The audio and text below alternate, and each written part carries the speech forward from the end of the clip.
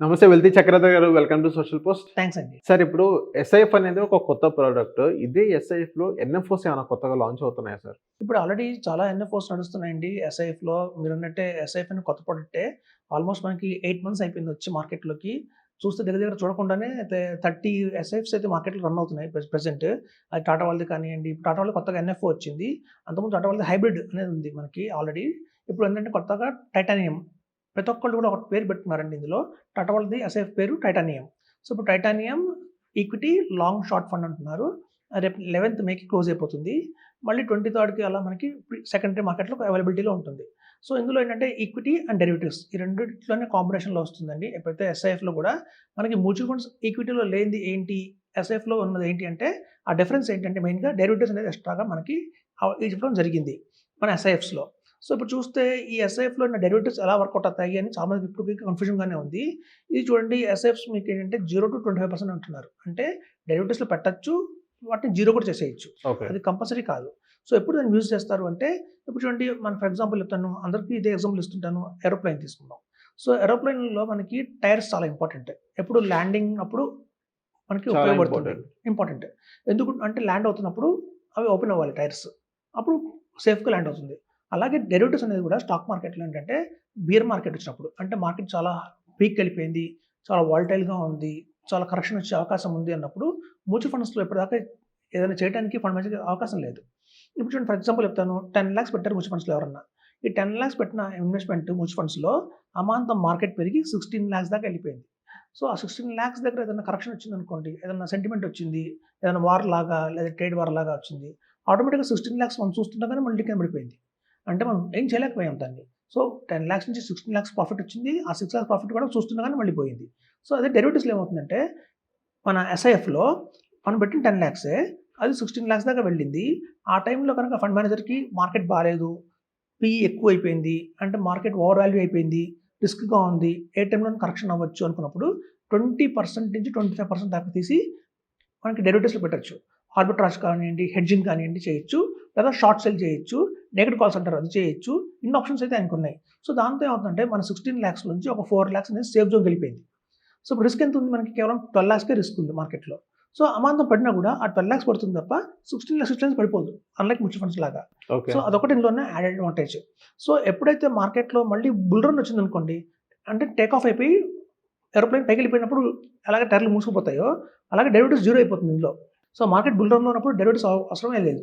అప్పుడు దాన్ని జీరో చేసేసి మొత్తం ఈక్విటీలో పెట్టేస్తారు వాళ్ళు. ఓకే. ఇప్పుడు ఏదైతే ఇప్పుడు 16,00,000 అనుకున్నామో ఒక 4,00,000 పక్కన పెట్టాం. మార్కెట్ బుల్ రన్ అయినప్పుడు మళ్ళీ ఈ 4,00,000 తీసుకొని మళ్ళీ ఇందులో యాడ్ ఆన్ మళ్ళీ ఇందులో చేసి యాడ్ చేసేస్తారు. ఓకే. మళ్ళీ డన్. పైసేసేస్తారు. ఓకే. ఇంకా డెరివేటివ్స్‌ని జీరో చేసేస్తారు. ఇంకా మార్కెట్‌లో జూమ్ అని వెళ్ళిపోతుంది పైకి. ఓకే. సో, అదొక ప్లస్ పాయింట్. మనకి ఎస్ఐఎఫ్స్‌లో ఉన్నది మెయిన్ ఏంటంటే, ఏదన్నా చూడండి మన ప్రొడక్ట్‌లో ఏదైనా నెక్స్ట్ ప్రొడక్ట్ తీసుకురావాలి అంటే, అంతకుముందున్న ప్రొడక్ట్‌లో ఉన్న లోటుపాట్లు చూస్తారు. ఇందులో మనకేం లేవు. ఏదైనా యాడ్ చేయాలి కొత్తగా. సో, మనకి ఎప్పుడైతే ఎస్ఐఎఫ్ కొత్తగా వచ్చిందో, ఇది కొత్తగా అంటున్నారు కానండి, దీని మీద చాలా 3 ఇయర్స్ బ్యాక్ నుంచి వర్క్ చేశారు వాళ్ళు. సెబీ 3 ఏళ్ల నుంచి దీని మీద కష్టపడింది. ఎలా చేస్తే బావుంటుంది. సో, డిసడ్వాంటేజెస్ ఏంటి? మ్యూచువల్ ఫండ్స్‌లో డిసడ్వాంటేజెస్ ఏంటి అని తెలుసుకొని డిసడ్వాంటేజ్ ఏంటంటే మ్యూచువల్ ఫండ్స్‌లో వాల్యూమ్స్ ఎక్కువ. మీరు చూడండి మినిమమ్ రూ. 1,000 అయినా ఎయచ్చు అన్నప్పుడు, ఒక రూ. 10,000 ఎస్ఐపి వేయొచ్చు అన్నప్పుడు ఆల్ ఓవర్ ఇండియా అంతా వేసేస్తారు. అలా వేసినప్పుడు ఏమవుతుందంటే అమౌంట్ ఎక్కువైపోతుంది. వాల్యూమ్ ఎక్కువైపోతుంది. మీరు చూడండి మంచి మ్యూచువల్ ఫండ్స్ ఏమైనా తీసుకోండి 1,00,000 క్రోర్స్ అయిపోయింది ఇవాళ. 1,00,000 క్రోర్స్, 50,00,000 క్రోర్స్ అన్ని ల్యాక్ క్రోర్స్ ఉన్నప్పుడు 1,000 క్రోర్స్ ఉన్నప్పుడు 50,000 క్రోర్స్ అప్పుడు మేనేజ్ చేయలేరు ఫండ్ మేనేజర్ దాన్ని. అన్నెసెసరీగా బోలెడు స్టాక్స్‌లో ఎక్కువ ఇన్వెస్ట్‌మెంట్ చేయాల్సొస్తుంది. అన్నెసరీగా చాలా స్టాక్స్ యాడ్ చేయాల్సొస్తుంది. దానివల్ల రిటర్న్స్ డైల్యూట్ అయిపోతాయి. సో, ఇక్కడ ఎస్ఐఎఫ్‌లో మినిమమ్ 10,00,000 పెట్టడం కారణం ఎందుకంటే, మళ్ళీ దీన్ని ఓవర్‌ఫ్లో చేయకూడదు. సో, ఒక బ్రేక్ పెట్టారనుకోండి 10,00,000 అనేది చాలా మంది ఇన్వెస్ట్‌మెంట్ చేయలేరు. ఆగిపోతారు. సో, ఎప్పుడైతే మ్యూచువల్ ఫండ్స్‌లో చేసుకుంటూ కంటిన్యూగా వచ్చారో వాళ్ళకి ఎప్పుడు 10,00,000 అయిందో అప్పుడు గాని ఎస్ఐఎఫ్ షిఫ్ట్ కాలేరు. ఓకే. సో, మీకు ఎప్పుడైతే పెద్ద అమౌంట్ ఒకటి పెట్టారంటే టికెట్ సైజు దేనికంటే వాల్యూమ్‌ని కంట్రోల్ చేయడానికి. వాల్యూమ్‌ని కంట్రోల్ చేస్తే ఫండ్ మేనేజర్‌కి తక్కువ అమౌంట్ వస్తుంది. దాంతో ఆయన మంచి స్టాక్స్ కొనడం జరుగుతుందనమాట. సో, అది ఓకే. కూడా లాజిక్ ఉంది దీని వెనకాల. ఓకే. సార్ కానీ ఇప్పుడు ఎస్ఐఎఫ్‌లో ఇప్పుడు మనం కొత్త ప్రొడక్ట్ కానీ డెరివేటివ్స్ ఒకటి మనకి ప్లస్ అవుతుంది. మ్యూచువల్ ఫండ్స్‌లో మనం చూసుకున్నట్లయితే 12-15% ఆన్ యావరేజ్‌గా మార్కెట్ రిస్క్‌ని బట్టి. అండ్ ఇక్కడ ఎంత రిటర్న్స్ అనేది జనరేట్ చేయొచ్చంటారు ఎస్ఐఎఫ్‌లో? ఏ ఫండ్ మేనేజర్ చెప్పినా కూడా ఎస్ఐఎఫ్ గురించి మాకు రెగ్యులర్‌గా మీటింగ్స్ జరుగుతూనే ఉన్నాయి. వాళ్ళు చెప్పేదేంటంటే మ్యూచువల్ ఫండ్స్‌లో వచ్చే రిటర్న్‌కి 3% ప్లస్ యాడ్ చేసుకోమని చెప్తున్నారు. అంతకంటే ఎక్కువగా ఇమాజినేషన్ చేసుకోకండి. లైక్ 10% వస్తుంది, 5% వస్తుంది లేదు. కేవలం 3% మాత్రమే ఎక్స్‌ట్రా వస్తుంది. మ్యూచువల్ ఫండ్‌లో ఫ్లెక్సీ క్యాప్ ఉంటే ఎస్ఐఎఫ్‌లో ఉన్న ఫ్లెక్సీ క్యాప్ ప్లస్ అంతే. Not plus into plus into plus into plus కాదు. కేవలం ప్లస్ మాత్రమే వస్తుందని చెప్తున్నారు. అంటే మ్యూచువల్ ఫండ్స్ వచ్చే రిటర్న్‌కి ఒక 3% యాడ్ అవుతుంది. Because of derivatives. ఈ డెరివేటివ్స్ ఉండడం వల్ల మార్కెట్ బుల్ రన్‌లో 3% ఎక్స్‌ట్రా యాడ్ వస్తుంది. బేర్ మార్కెట్‌లో 3% తక్కువ పడుతుంది. సపోజ్ మ్యూచువల్ ఫండ్స్ -10% కరెక్ట్ అయితే ఈ -7% దాకానే ఆగిపోతాయి. సో మీకు ఆ కింద కుషన్ కూడా లభిస్తుంది. కానీ ఇక్కడ మ్యూచువల్ ఫండ్స్ కంటే ఇప్పుడు ఈ ఎస్ఐఎఫ్‌లో ఏమనుంది సార్, ఇప్పుడు బేర్ మార్కెట్‌లో కూడా మనం రిటర్న్స్ జనరేట్ చేయొచ్చు. అదే బుల్ మార్కెట్‌లో రిటర్న్స్ జనరేట్ చేయలేమని ఒక ఇది చాలామంది చెప్తున్నారు. ఎందుకంటే ఇది కొత్త ప్రోడక్ట్ కాబట్టి. ఇది నిజమే అంటారా సార్? బుల్ మార్కెట్‌లో రిటర్న్స్ జనరేట్ చేయలేమంటారా? చేయొచ్చండి. 100% చేయొచ్చు. ఓకే. ఎందుకు అంటే ఇక్కడ చూడండి మనకి డెరివేటివ్స్ అనేది ఎలా ఉందంటే 0-25 ఉంది. అంటే కంపల్సరీగా డెరివేటివ్స్ 20% పెట్టాలి అని రూల్ లేదు ఇక్కడ. 0-25 అంటే అర్థం ఏంటంటే ఎప్పుడైతే బుల్ మార్కెట్ వచ్చిందో అప్పుడు it's work like mutual funds.